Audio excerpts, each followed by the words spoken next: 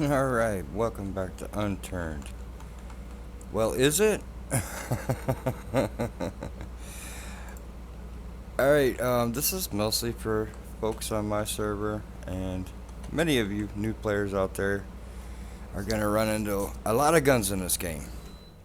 There are tons of guns in this game. I don't know how many there are exactly, but there are a lot. Every map has its like own special type of gun. Like Washington has the Shadow Stalker. You can get that. But is it any good? Well, let me instead of trying to it's like trying to answer a preference question. Let's answer it this way. How available is the ammunition on the map or in your area for the type of gun that you're holding? And what attachments can you put on it? And also, what tier is it? Now, what I mean by tier is I consider guns in like four tiers in this game. At tier one, you have your spawn area guns. They're like gonna be pretty easy available. They're gonna be on civilians or in police stations, like the Cobra here. Those are pretty easy to find, and they take civilian ammo, so it'll be everywhere. That is like a tier. This is tier one guns. Other examples are like the Eagle Fire on this map. They're pretty easy to find.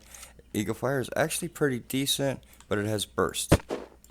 That's semi. If you hit V, it's burst. And it's out of ammo. I don't like the burst, and you find most people don't like the burst because it's going to put you in a disadvantage, especially in a PvP situation. Someone is probably going to kill you with that because you have that burst mode.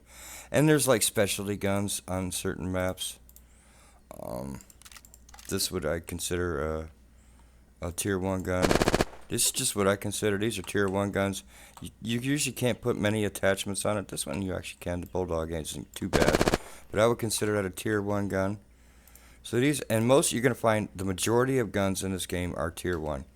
They're pretty easy to find. Many of them are gonna be found in cities, police stations, on civilian zombies, stuff like that. Tier 2 is what most players use. This is the tier 2 guns.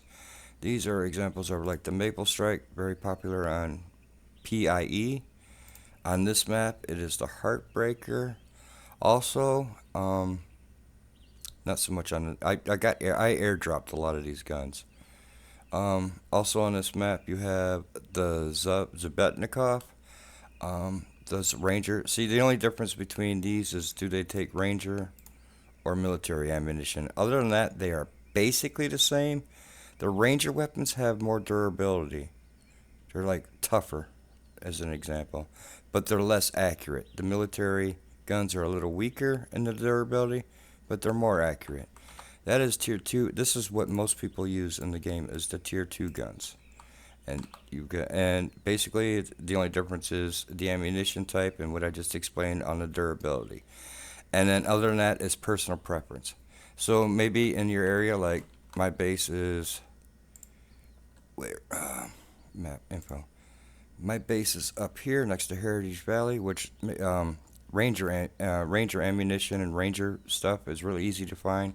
So I may want to use something with Ranger. Any one of these Ranger guns might work in that. Like I said, they're a bit less accurate, um, but they are a bit more durable. If you're living near the military base,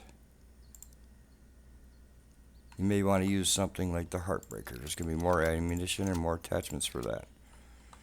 So that's personal preference. Tier 3 guns are guns that are basically used for raiding bases. They're not much good for much of anything else, but they run high caliber ammunition which can destroy bases. So that would be a tier 3 gun. And then a tier 4 is actually what I would call the sniper guns. And here's some examples of them. For some reason, it won't let me pick up the echo. Here's two examples of the snipers. You have the Echo and a Grizzly. Those are two examples. And basically, it's like, are you a Ford or a Chevy guy? On most of these guns, it's hard for me to answer these. When I'm being asked the question, is this gun any good? Well, let's just figure out how close, how available is the ammunition. If it's a tier 1 gun, like most guns are in this game, probably not good. If you're in a PvP situation and the other guy is running a tier 2 gun and you're running a tier 1, you are probably going to die, regardless of skill. If tier 2 guns, these are examples of that. That's what most people are going to be running. PIE, most people run the Maple Strike. This map, most people will be running a Heartbreaker. I don't have a Zebetnikov. And then you have your base rating guns. They usually have very large drums, very large ammo capacity. And then you have the snipers.